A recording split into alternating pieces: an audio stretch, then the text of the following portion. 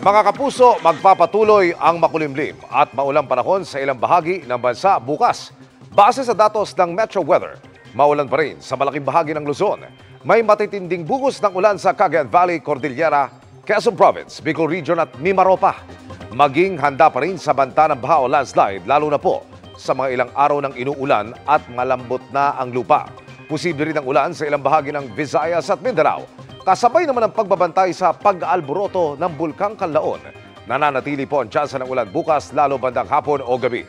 Magiging maulap din at mataas din ang tsansa ng ulan sa Metro Manila, kaya huwag pa rin kalimutan ang payong. Sa ngayon, walang bagyo pero apektado pa rin ang bansa ng iba't ibang weather systems, ang shear line, hanging amihan at easterlies.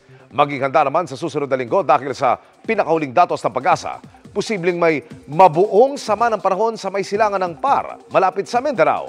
Posible itong pumasok sa bansa at sakaling matuloy, papangalanan itong Bagyong Kerubin. Ayon sa Pag-asa, may tsansa yang lumapit sa silangan ng Mindanao, Visayas at Southern Luzon. Pero mga kapuso, posible pang magkaroon ng pagbabago sa mga susunod na araw, kaya patuloy na tumutok sa updates.